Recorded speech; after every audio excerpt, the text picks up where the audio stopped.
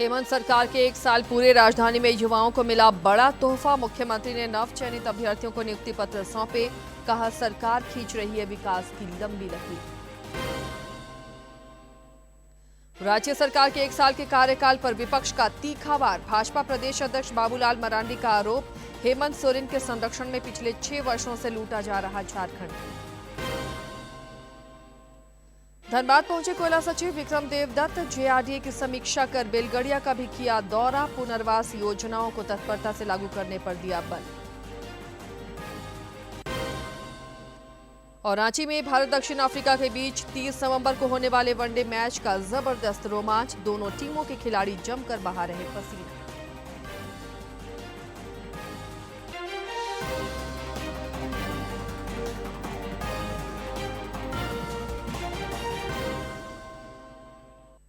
नमस्कार, खबरें झारखंड में आपका स्वागत है। मैं हूं आसिया नाजली और अब समाचारों पर नजर डालते हैं विस्तार से।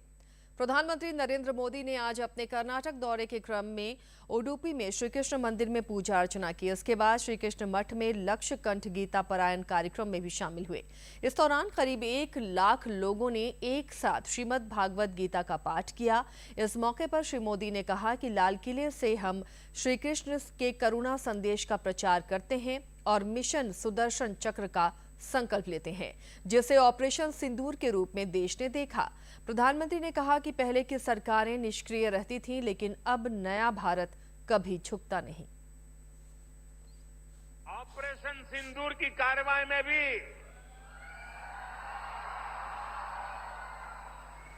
देश ने हमारा ये संकल्प देखा है। पहलगाम के आतंकी हमले में कई देशवासियों ने अपना जीवन गंवाया। इन पीड़ितों में मेरे कर्नाटका के भाई बहन भी थे। लेकिन पहले जब ऐसे आतंकी हमले होते थे तो सरकारें हाथ पर हाथ रखकर बैठ जाती थी। लेकिन ये नया भारत है, ये न किसी के आगे झुकता है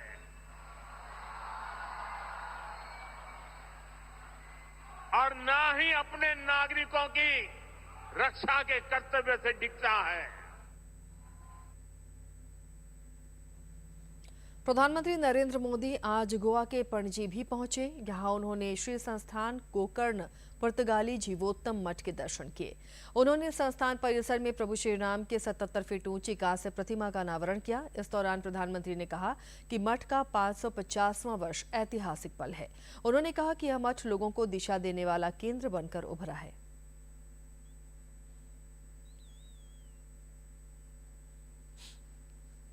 विकसित भारत का रास्ता एकता से होकर जाता है। जब समाज जुड़ता है, जब हर क्षेत्र हर वर्ग एक साथ खड़ा होता है, तभी राष्ट्र बड़ी छलांग लगाता है। श्री संस्थान गोकर्ण पुर्तगाली जीवोत्तम मठ का प्रमुख ध्येय लोगों को जोड़ना, मन को जोड़ना, परंपरा और आधुनिकता के बीच सेतु बनना है। इसलिए विकसित भारत की यात्रा में यह मठ एक प्रमुख प्रेरणा केंद्र की भूमिका में भी है। हेमंत सोरेन की अगुवाई वाली राज्य सरकार के 1 वर्ष पूरा होने पर आज रांची में राज्य स्तरीय समारोह का आयोजन हुआ। इस दौरान मुख्यमंत्री ने करीब 8,809 चयनित अभ्यर्थियों को नियुक्ति पत्र सौंपा। राज्य सरकार के 1 वर्ष पूर्ण होने पर रांची के मोरहाबादी मैदान में राज्य स्तरीय समारोह का भव्य आयोजन हुआ। इस दौरान मुख्यमंत्री ने नवचयनित अभ्यर्थियों को नियुक्ति पत्र सौंपा। उन्होंने कहा कि बीते 1 वर्ष में सरकार ने 16,000 लोगों को सरकारी नौकरी दी है। कई झंझावातों के बावजूद आज यहाँ इतनी बड़ी नियुक्ति,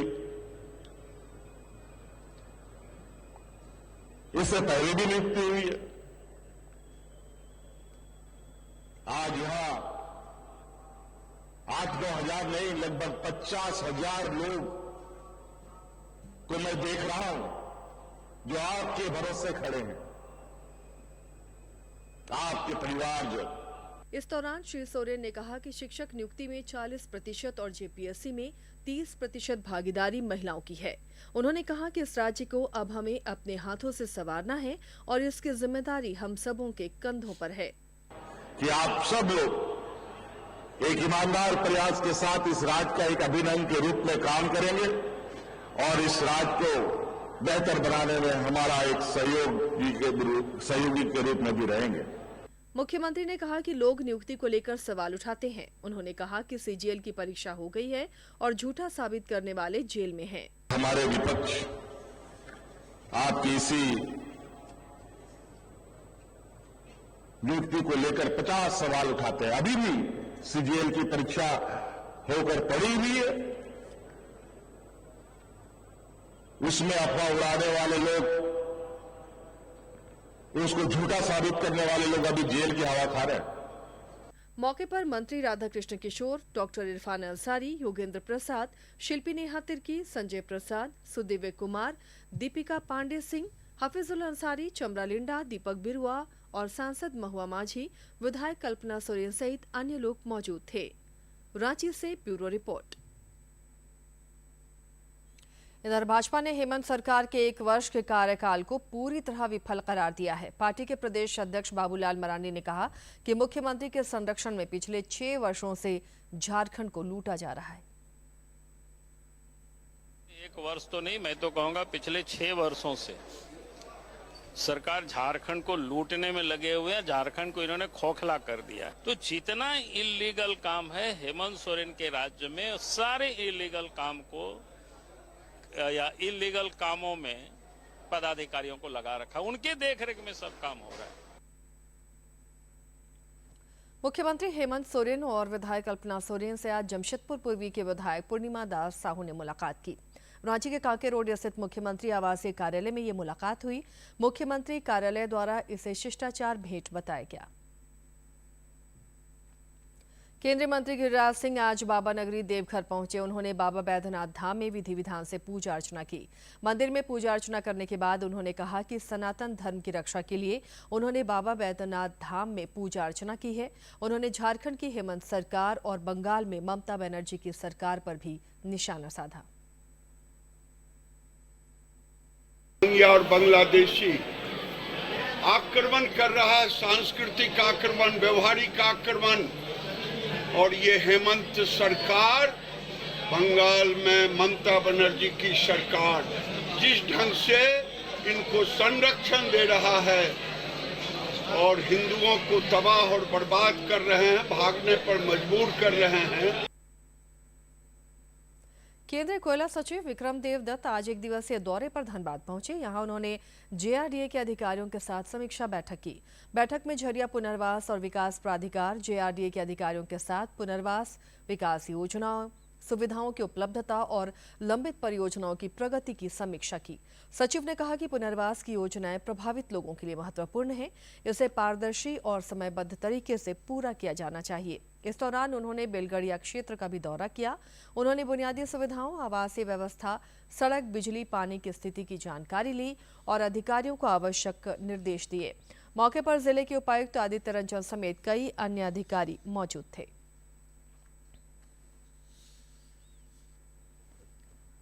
केंद्रीय रक्षा राज्य मंत्री और रांची के सांसद संजय सेठ ने रांची वासियों के लिए करोड़ों रुपए की लागत से बनने वाली कई सड़क परियोजनाओं की सौगात दी है।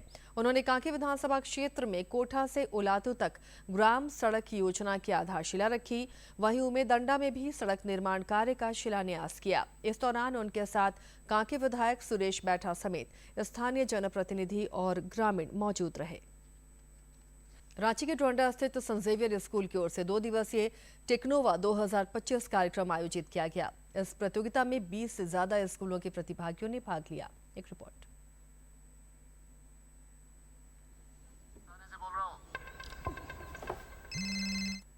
जिसमें इंटर स्कूल आईटी क्विज और आईटी प्रदर्शनी प्रतियोगिता आयोजित हुई। इस प्रतियोगिता में 20 से अधिक स्कूलों के 40 से ज्यादा दलों ने भाग लिया। टेक्नोवा 2025 एक आईटी एग्जीबिशन और आईटी क्विज का एक प्रोग्राम हमने आयोजित किया है। एग्जीबिशन में हमारे स्कूल के बच्चों ने अलग अलग एग्जीबिशन बनाए थे और क्विज में झारखंड के अलग अलग जिला के बच्चे जमशेदपुर, बोकारो, रामगढ़, रांची, इन सभी स्कूल के बच्चे आए हैं और इन्होंने क्विज में पार्टिसिपेट किया है।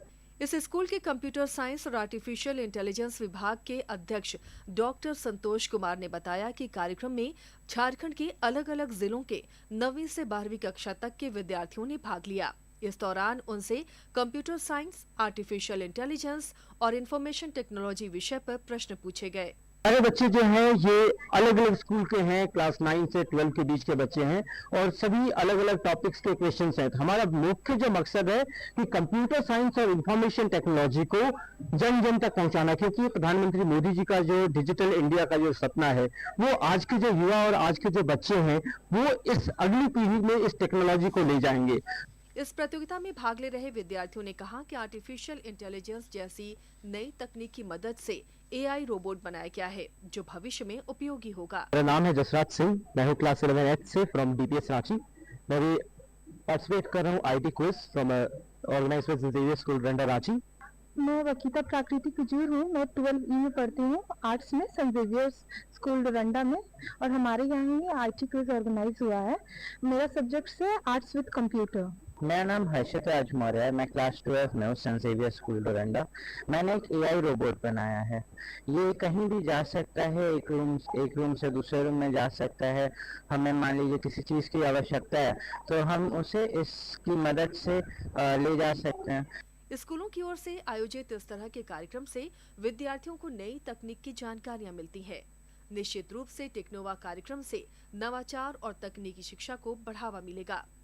डीडी न्यूज के लिए रांची से सरिता की रिपोर्ट। आईआईएम रांची में चल रहे 3 दिवसीय अंतर्राष्ट्रीय कॉन्फ्रेंस का आज दूसरा दिन है। इसमें भारत के सभी 21 आईआईएम के प्रतिनिधि हिस्सा ले रहे हैं।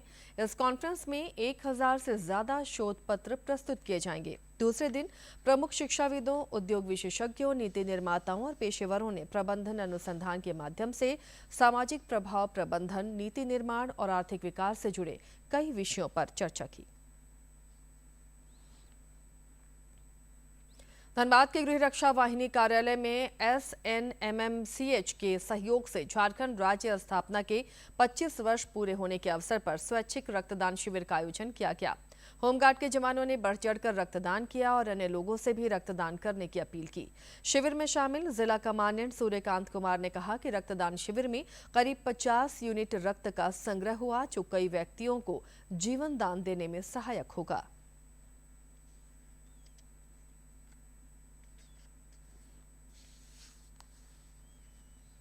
पीएमसीएच के डायरेक्टर को उनको चिट्ठी लिखे हुए थे, तो वहाँ से उन्होंने 2-3 जो उसके मेडिकल स्टाफ है उनके द्वारा एक टीम बना के यहाँ भेजा गया है। उसी के द्वारा आज 28 तारीख को ये जो स्वैच्छिक रक्तदान है उसका ये किया जा रहा है। आज का जनरेशन वाले जो जैन जी है खासकर वो आगे बढ़ चढ़ के इसमें हिस्सा लें ताकि ब्लड ज़्यादा से ज़्यादा हर अस्पताल में, छोटे छोटे जो प्राइमरी जो ये स्वास्थ्य केंद्र वहाँ पहुँच हो सके, जिससे कि मरीजों का साथ समय उसका उपचार उसे फायदा मिल सके। हौसले बुलंद और इरादे पक्के हों तो कोई भी शारीरिक बाधा इंसान की राह नहीं रोक सकती। कुछ ऐसा ही कर दिखाया है कोडरमा के सतगावा की रहने वाली कमली ने। दोनों पैरों से दिव्यांग और महज 3 फीट कद वाली कमली के हौसले आज आसमान छू रहे हैं। देखिए खास रिपोर्ट। हाथों के सहारे जमीन पर चलने वाली इस लड़की का नाम है कमली। बचपन से ही शारीरिक चुनौतियों का सामना करते हुए भी कमली ने अपने मनोबल को टूटने नहीं दिया। विकलांगता पेंशन से सिलाई मशीन खरीदी और धीरे धीरे कपड़े सिलते सिलते कमली ने अपने जीवन को नए सिरे से संवारना शुरू किया। अभी आमदनी हमरा कभी महीना में नहीं 2000 हुआ, कभी 1500 हुआ, तब कोई पर्व त्योहार रो तक 5000 भी हुआ।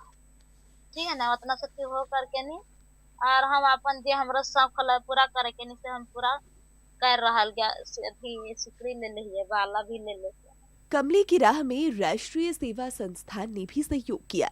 संस्थान की मदद से न सिर्फ उन्हें सिलाई मशीन मिली बल्कि गांव में सौंदर्य प्रसाधन की एक छोटी दुकान खोलने में भी सहयोग मिला। इस दुकान के माध्यम से कमली अपनी आमदनी लगातार बढ़ा रही है और अपने जीवन को मजबूती दे रही है। आज के डेट में हम इसको देखते हैं कि खुद से अपने आप में खड़ा है। खाना पीना अपना जो भी इसकी जरूरत है वो सारा कुछ अपने आप में पूरा कर पा रही है और ये खुश है। अपन रोजी रोटी उतने में करके खा है। हाँ, सिनूर हको, टिकली हको, चूड़ी हको, यह सब काम अपना को करना है। और को पुरन को ले ले वो ओकरो सीधे है, नहीं को ले ले वो ओकरो सीधे है। ये अपना काम ओकरा करना है। कमली के हौसले को जिला प्रशासन की भी सराहना मिली है। उपायुक्त ऋतुराज ने कहा कि कमली जैसी महिलाएं समाज के लिए प्रेरणा स्रोत है। प्रशासन ने उन्हें अन्य सरकारी योजनाओं से भी लाभान्वित करने का भरोसा दिलाया है, जिससे उनकी आजीविका और मजबूत हो सके। ऐसी महिलाओं को जो मतलब अपनी विकलांगता को एक अड़चन न समझ के बढ़िया उसको प्रोग्रेसिव तरीके से लेकर के जा रही हैं। मैं बोलूंगा कि हम लोग इनको जितने भी हमारी सरकारी तंत्र से सुविधाएं प्रोवाइड की जा सकती है उसको हम लोग प्रोवाइड भी कराएंगे। साथ साथ में मिसाल के तौर पे उनको हम लोग आज के युवाओं के सामने भी प्रस्तुत करेंगे ताकि युवा भी उनसे प्रेरणा लेकर के अच्छे किसी मुकाम पे आगे बढ़े। कमली की कहानी एक सशक्त संदेश देती है कि बड़ी से बड़ी चुनौती भी इंसान के हौसले को रोक नहीं सकती। जिसने अपनी कमजोरी को ताकत बना लिया वो जिंदगी में हर लड़ाई जीत सकता है। कमली साबित करती है कि मजबूत इरादों के सामने कोई भी बाधा बड़ी नहीं होती। कोडरमा से गजेंद्र बिहारी की रिपोर्ट। प्रधानमंत्री नरेंद्र मोदी इस महीने की 30 तारीख को देश विदेश के लोगों के साथ आकाशवाणी पर मन की बात कार्यक्रम में अपने विचार साझा करेंगे। महीने का आखिरी रविवार जब बजते हैं सुबह के 11, एक साथ होता है पूरा देश सुनने मन की बात और देश कहे चलो सुने मन की बात आकाशवाणी और दूरदर्शन के नेटवर्क पर। और चलिए अब कुछ खबरें देखते हैं राज्य के विभिन्न जिलों से फटाफट अंदाज में।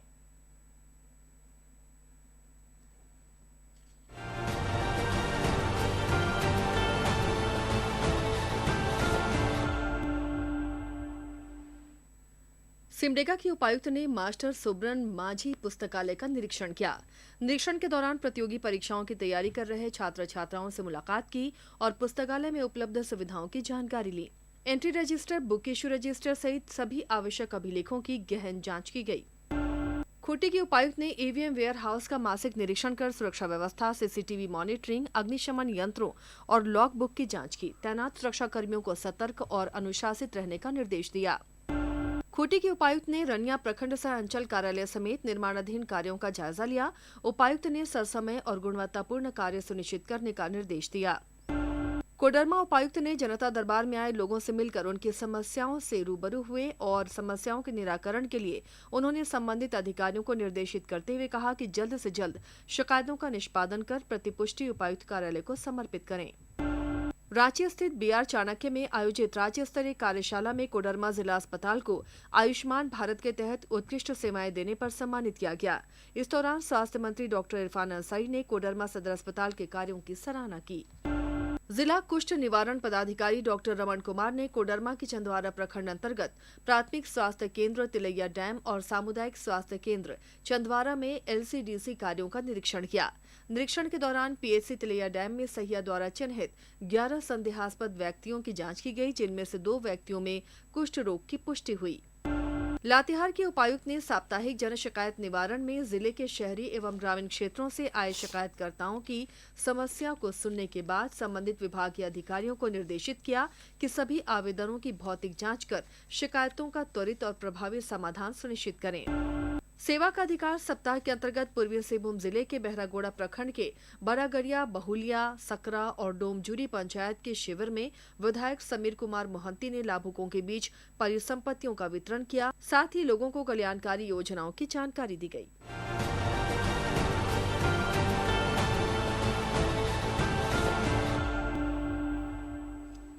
भारत और दक्षिण अफ्रीका के बीच 30 नवंबर को होने वाले एक दिवसीय मुकाबले को लेकर रांची में क्रिकेट का रोमांच काफी बढ़ गया है। दोनों देशों की टीम रांची पहुंच चुकी हैं और दोनों टीमों ने आज जमकर जेएससीए स्टेडियम में पसीना बहाया है।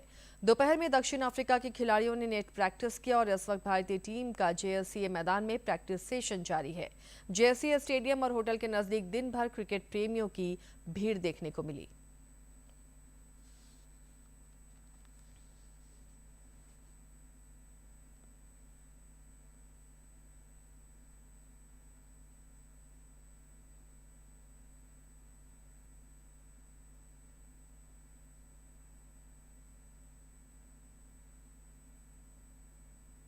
केंद्र सरकार खेल और खिलाड़ियों को बढ़ावा देने के उद्देश्य से विभिन्न स्तरों पर खेल प्रतिस्पर्धाओं का आयोजन करा रही है। इसी के तहत देश भर में सांसद खेल महोत्सव का आयोजन किया जा रहा है।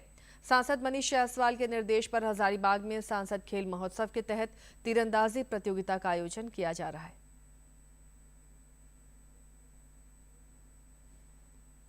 केंद्र सरकार के खेलो इंडिया और फिट इंडिया मूवमेंट के तहत हजारीबाग में भी सांसद खेल महोत्सव का आयोजन किया गया है। इसी कड़ी में शहर के करजन ग्राउंड में तीरंदाजी प्रतियोगिता आयोजित की गई है, जिसमें बड़ी संख्या में खिलाड़ी प्रतिभा दिखा रहे हैं। प्रतिभागी ने कहा कि सांसद खेल महोत्सव की वजह से उन्हें प्रतिभा और कौशल प्रदर्शन का मौका मिला है। अभी ये बहुत लाभदायक है, जैसे कि कोई भी मेडल जीते तो उसको देश के लिए खेलने के लिए मिलता है। और हमारा भी प्रैक्टिस 3:30 बजे से रहता है स्कूल के बाद से, और हम लोग 6-7 बजे तक ट्रेनिंग करते भी है। वहीं हजारीबाग तीरंदाजी संघ के सचिव मनोज कुमार ने बताया कि सांसद मनीष जायसवाल ने खेल महोत्सव का आयोजन कर संसदीय क्षेत्र के खिलाड़ियों को एक बेहतर मंच प्रदान किया है। उन्होंने कहा कि तीरंदाजी भारत का पौराणिक खेल रहा है। प्राचीन काल में यह मानव जीवन का हिस्सा रहा है। इस प्रतियोगिता में संसदीय क्षेत्र के तहत अंतर्गत विभिन्न गांवों के बच्चे लोग यहाँ पे प्रतिभागी अपना प्रतिभा दिखा रहे हैं। साथ ही साथ एक प्रयास है हमारे माननीय प्रधानमंत्री जी का कि जो खेल के प्रति रुझान खिलाड़ियों को आगे बढ़ने के लिए विभिन्न स्तर की प्रतियोगिताओं का आयोजन करके एक मंच देने का प्रयास है। सांसद खेल महोत्सव के माध्यम से जहां एक ओर स्थानीय खिलाड़ियों को बेहतर प्लेटफॉर्म मिला है, वहीं दूसरी ओर क्षेत्र के बच्चों में खेल के प्रति रुचि बढ़ी है। डीडी न्यूज के लिए हजारीबाग से गौरव प्रकाश की रिपोर्ट। और अब जानते हैं मौसम का हाल। राज्य में सर्दी का सितम जारी है। पिछले 24 घंटे के दौरान गुमला में न्यूनतम तापमान 7.7 डिग्री सेल्सियस दर्ज किया गया, जो राज्य में सबसे कम रहा। इस दौरान डाल्टनगंज में न्यूनतम तापमान 8, खूंटी में 8.3 और लातेहार में 9.2 डिग्री सेल्सियस रहा। हालांकि राज्य के बाकी जिलों में पारा 10 डिग्री सेल्सियस से ऊपर दर्ज किया गया। मौसम विज्ञान केंद्र के अनुसार अगले 4 दिनों में तापमान में 2 से 4 डिग्री सेल्सियस की वृद्धि की संभावना है। केंद्र के पूर्वानुमान के अनुसार 2 दिसंबर तक सुबह के समय कुहासे का असर रहेगा और आकाश में हल्के बादल भी छाए रहेंगे।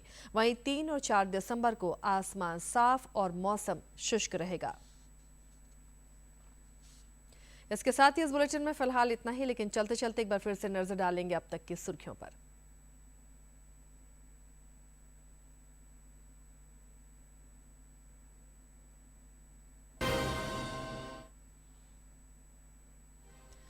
हेमंत सरकार के 1 साल पूरे, राजधानी में युवाओं को मिला बड़ा तोहफा। मुख्यमंत्री ने नवचयनित अभ्यर्थियों को नियुक्ति पत्र सौंपे, कहा सरकार खींच रही विकास की लंबी लकीर।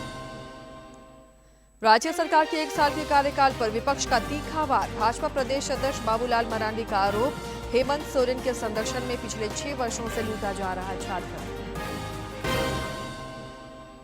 धनबाद पहुंचे कोयला सचिव विक्रम देवदत्त, जेआरडीए की समीक्षा कर बेलगड़िया का भी किया दौरा। पुनर्वास योजनाओं को तत्परता से लागू करने पर दिया बल।